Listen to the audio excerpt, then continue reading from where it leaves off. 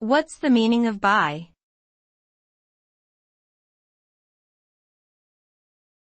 Bi.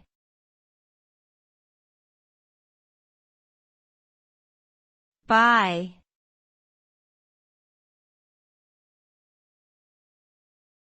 Bi.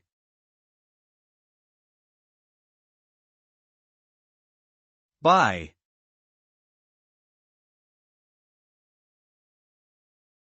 The word bi can have various meanings depending on the context in which it is used.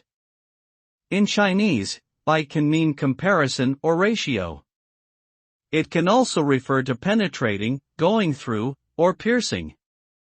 In English, bi is often used as a prefix to denote two or both, such as in words like bilingual, bisexual, or bifocal.